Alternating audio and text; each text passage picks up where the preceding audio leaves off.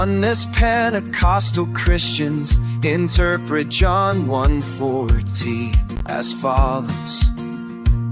And the Father was made flesh, and the Father dwelt among us, and we beheld the Father's glory. The glory is of the only begotten Father, begotten of the Father, full of grace and truth.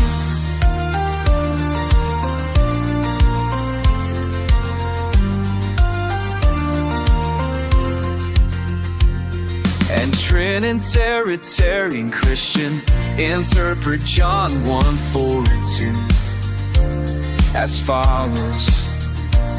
And God the Son was made flesh, and God the Son dwelt among us, and we beheld God the Son's glory. The glory is of the only begotten God, the Son of the Father, full of grace and truth.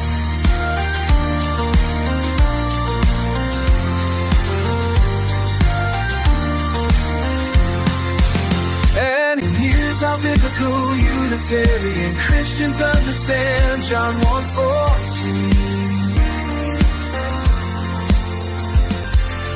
And the spoken word of prophecy was made flesh, and the Son of Man dwelt among us, and we beheld the Son of Man's glory.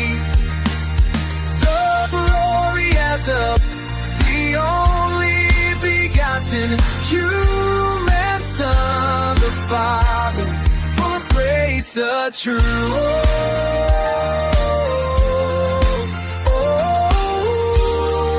Hebrews 2:5 through 10 teaches Jesus was made a little lower than the angels. And John 5:19 says that the Son of Man could do nothing of himself. The very apostles of Jesus understood that the Son of Man was crowned with glory after the cross and resurrection. So as for me and my house, we are gonna believe the scriptures over the man-made interpretations of church doctrines.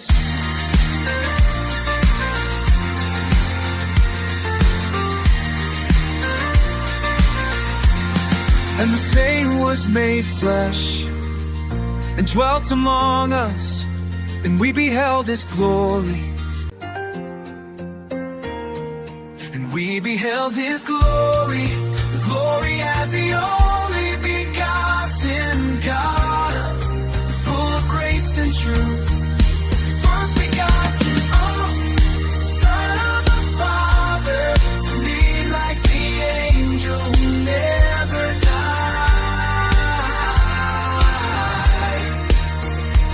The firstborn among many brethren, according to Hebrews 6:20, Jesus is the forerunner who entered into glory before us.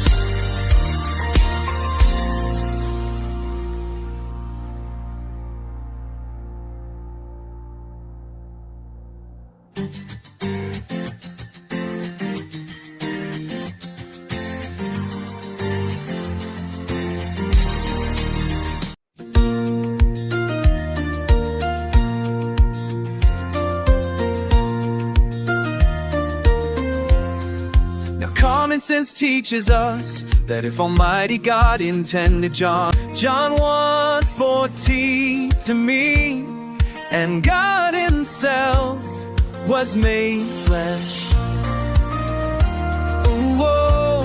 then certainly Jesus would have told John and his other apostles to specifically write, and God was made flesh. But clearly John wrote, and the Logos was made flesh. John did not write, and the always pre-existing Word who was always with God, and who was God himself was made flesh. That man-made interpretation is read into John 1:14.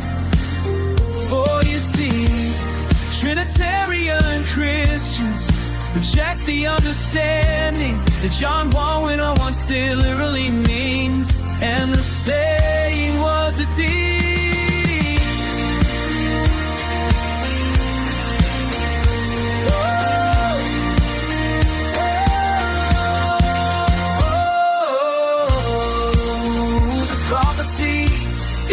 Isaiah 9:6 clearly states that his name shall be called the mighty God, when the government shall be laid upon his shoulders. Oh, the prophecy in Isaiah 9:6 clearly states that his name shall be called the mighty God, when the government shall be laid upon his shoulders. And thus it will be during the world to come. Every tongue shall confess that Jesus is the Lord, to the glory of the Father. Oh yes, it's true, Jesus is the first fruits of God, according to 1 Corinthians 16:23. Dominion over the whole earth was given to the Son of Man and all of the saints, according to Daniel 17:22.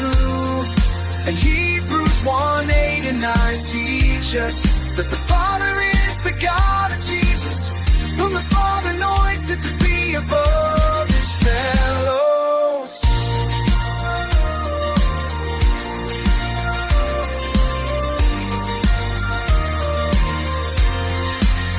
So clearly, the end of all prophecy is God made his firstborn to be higher than the kings of the earth. According to Psalm 80:7, the Father is the head of Jesus, and God made Jesus the head of the church. These are called out ones out of the world.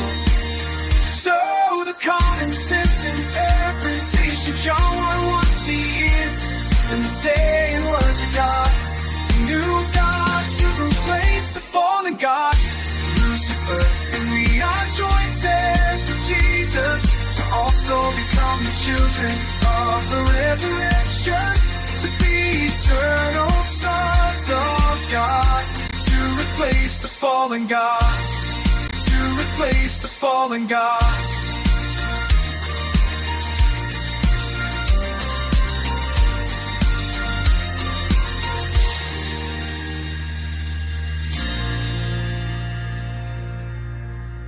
This song is just one key. Please read the in-depth study.